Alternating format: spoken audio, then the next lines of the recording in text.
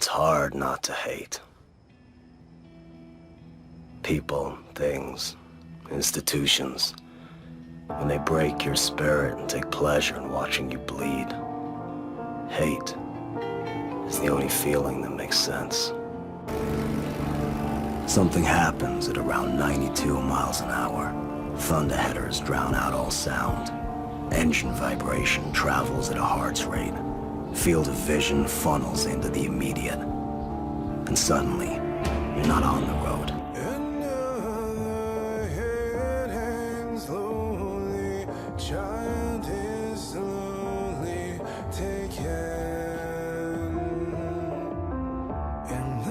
Dreading the weight of responsibility.